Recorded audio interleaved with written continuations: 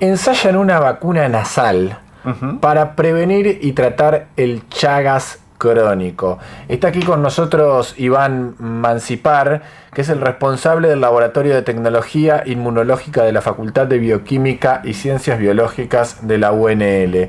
Iván, ¿cómo estás? ¿Qué tal? ¿Qué tal? Buen día. Hola. Gracias por invitarme. A ver, explícanos esto, una vacuna nasal para prevenir el Chagas. Sí, nosotros venimos trabajando en vacunas para Chagas hace ya unos años. Sí. Y hemos desarrollado distintas fórmulas.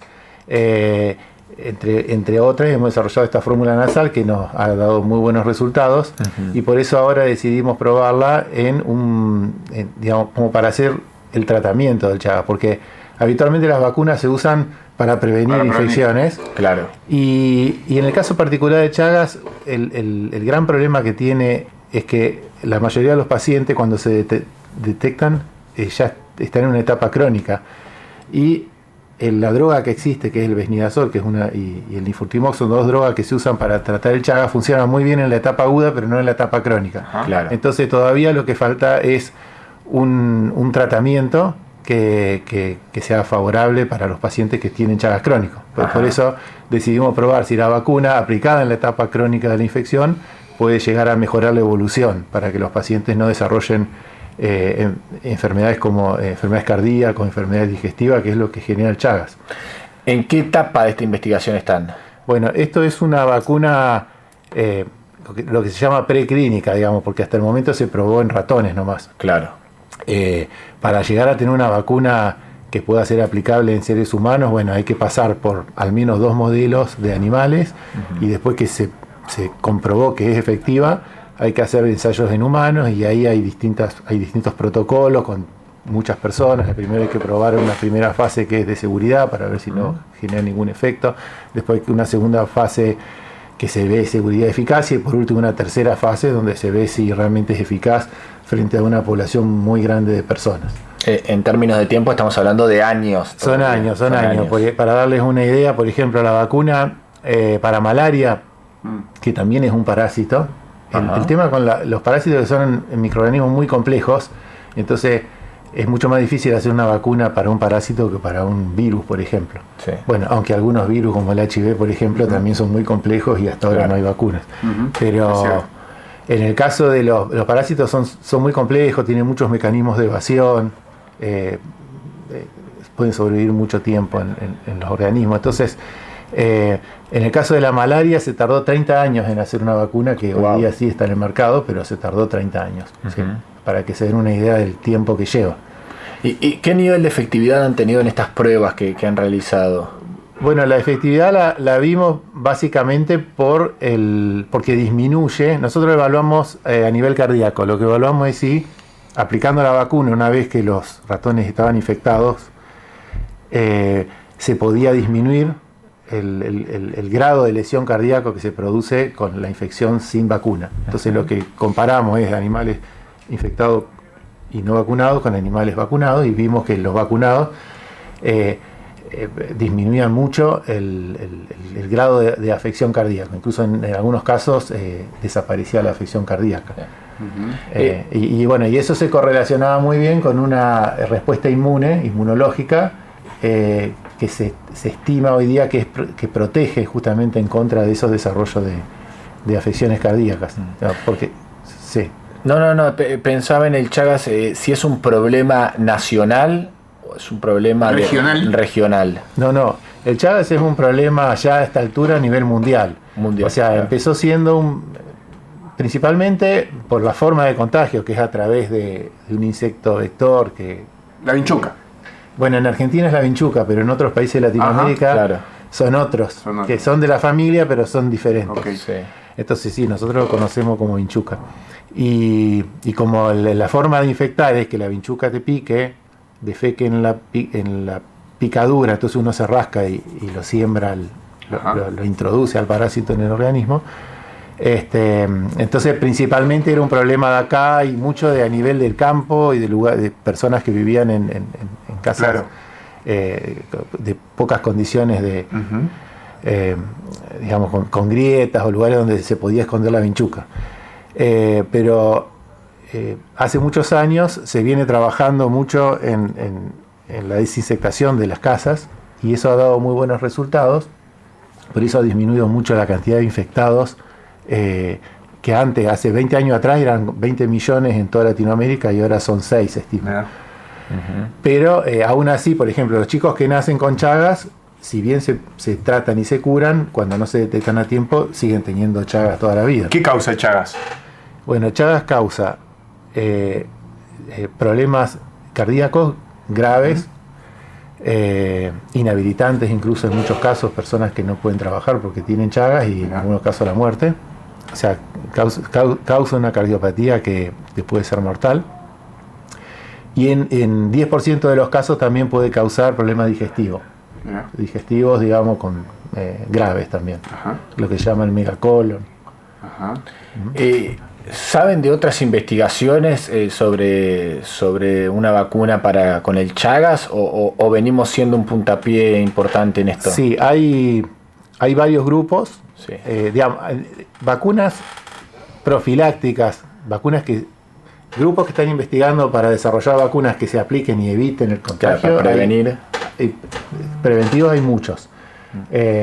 Pero grupos así que estén trabajando como nosotros en una vacuna terapéutica para evitar que se desarrolle la enfermedad son muy pocos en el mundo. Somos nosotros, junto con el grupo eso es importante decir, este desarrollo lo estamos haciendo con la doctora Ana Rosa Pérez del Instituto de Inmunología Experimental de Rosario, que es de la UNR.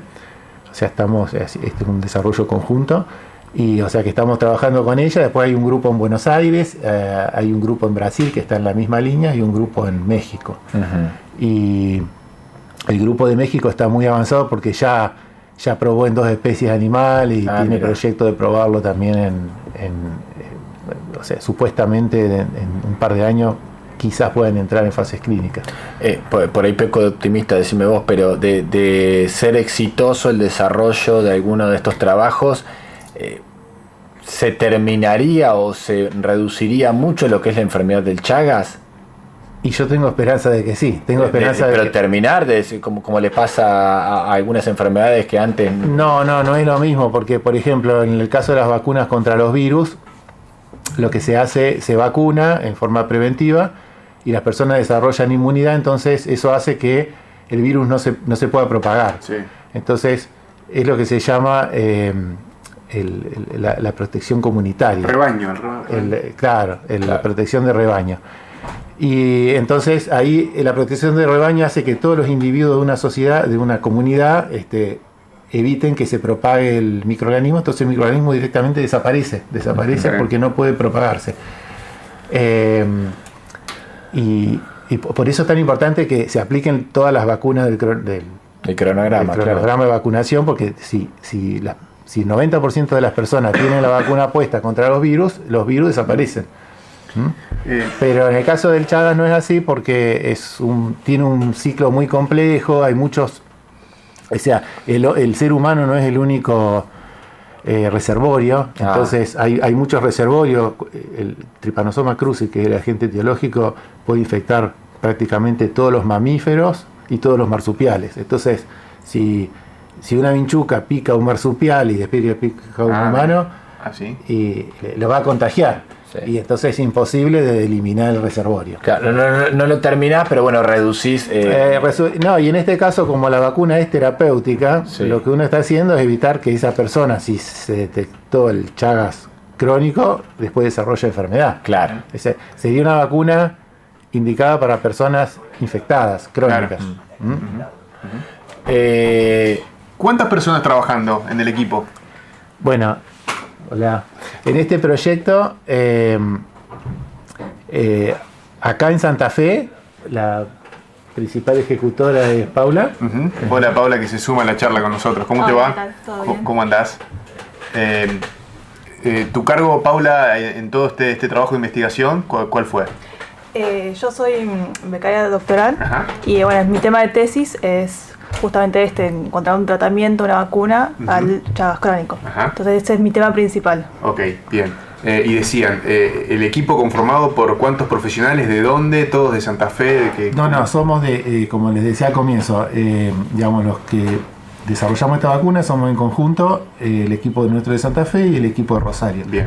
En nuestro equipo, bueno, está Paula, y después tenemos un chico que es estudiante, es Ulises, está Estefanía Prochetto, que Estefanía Prochetto fue becaria mía también de doctorado y ya había trabajado en este proyecto, en un proyecto similar de hacer una vacuna terapéutica, pero en este caso era subcutánea la vacuna. Y también había dado resultados muy buenos. La diferencia es que esta es nasal y la otra era subcutánea. Y después en Rosario está la doctora Ana Rosa Pérez, que es también investigadora de CONICET, y ella también tiene algunos becarios, de lo cual la principal también integrante fue Florencia Pacini, que en este momento está en el Instituto Marie Curie de París haciendo un postdoc. Sí. Investigar en este momento, ¿qué significa? Digo, porque usted nos cuentan algo muy grosso que puede suceder en un momento donde la investigación está bastante complicada, ¿no? O los recursos para investigar están complicados. Sí, la verdad que está muy difícil. Yo tenía para desarrollar este proyecto un subsidio de lo que se llama de la Agencia Nacional de Investigaciones Científicas, que era la principal promotora de investigación en Argentina y era la que daba los subsidios más grandes dentro del país. Después, si uno quería más, podía ir afuera y por ahí se conseguían. Pero yo tengo este subsidio que es del un PICT 2021 y la verdad es que de 4 años que tenía financiado me pagaron 1 año y medio y hace 2 años que no me pagan. Perdón, cuando decís no pagan el desarrollo del proyecto. Eso... No, o sea, ellos te adjudican, vos presentás un proyecto, si ganás, o sea, se concursa y aproximadamente el 10% de los proyectos sale financiado.